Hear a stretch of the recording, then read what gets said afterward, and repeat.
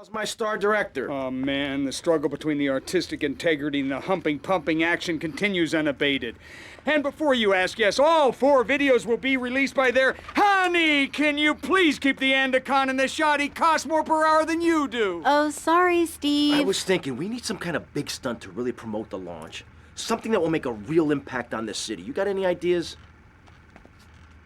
Well, in the old days, they used to have gala events, stars, limos, the night sky crisscross with searchlights. Searchlights. I got an idea. Yeah. Well, little sequin numbers in the limo.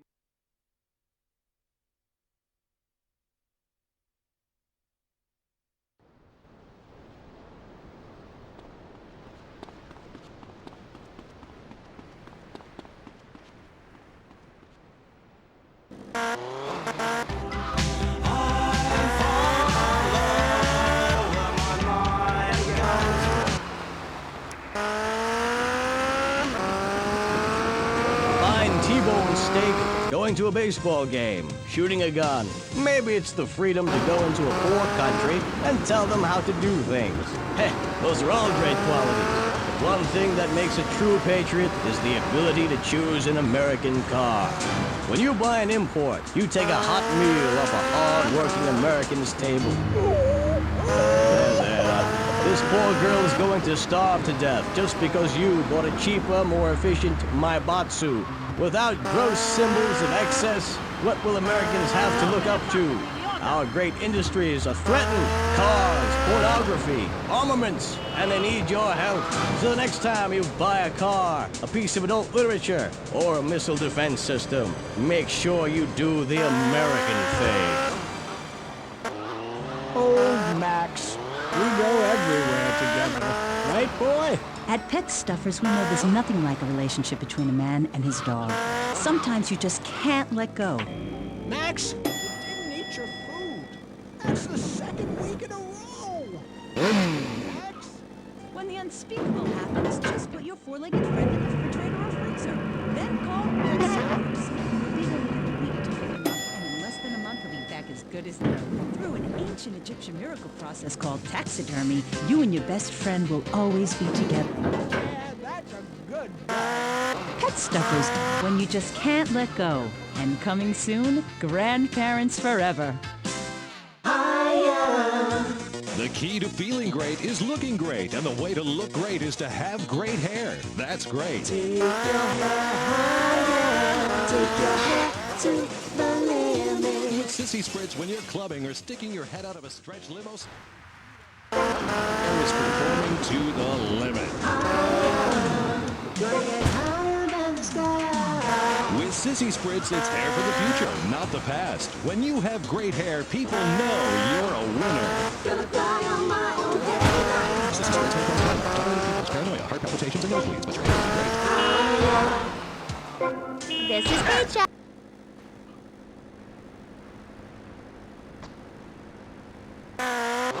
Someone with a lot to say for herself. A woman who pretended to be a man and then wrote a book about it. I haven't read it, but I'm going to pretend I did. She's professor of anthro-sociology and women's studies at the University of Vice City, and her name is Michaela Kravis.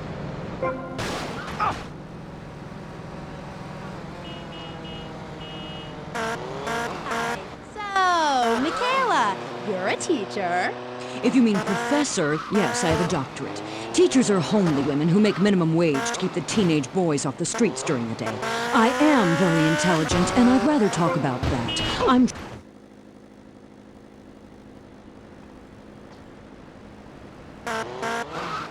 Dressed up like one. Well, that's a load of crap, my dear. More misogynistic propaganda. I hate men. Can't bear them. I think they're a complete waste of time and space, quite frankly, and a disaster for the planet. Me too. I just got dumped. Oh, well, it is unfortunate you measure your self-worth in relation to a man, my dear. Look at you.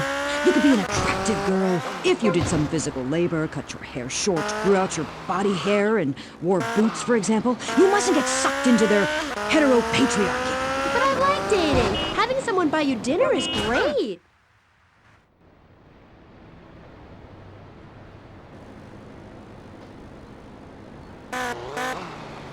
Okay, So, tell me about your book. You hate men a lot, and you dressed up like one, and now you've written a book about it, right? More or less. As I said, I'm very intelligent, so I don't expect you to understand, my dear, but I'll try to keep it simple. I've always been fascinated with the world of men. Revolted, of course, but fascinated. Now, as an academic, I can get paid to write a book about pretty much anything, as long as I give it a complicated title. Are you with me, gorgeous? Ooh, I think so. Good. Then hold my hand. It helps me think. No! Okay, sorry. Don't be so weird. God, everywhere I go, just like the university won't let me display my beautiful and sensual woodcuts in the student commons. It makes me so angry! Where was I? You were talking about yourself? Oh, of course. The ego is a dangerous thing, especially in my case. I'm a Jungian. Anyway, so what I did was dress up like a man and enter into the man world. I can tell you it was more horrifying than I imagined. What did you do? Well, the first chapter, I was a roofer. These sexists spend all day on a roof talking about us, Amy. I was expected to sit around and talk about what I had done to women. Of course, I had to, so as not to blow my cover. So what's the name of your book? Yes, as mentioned hitherto, my book has a very, very obtuse title. Being and Seeing. It's a woman's journey into the male psyche. Huh? What?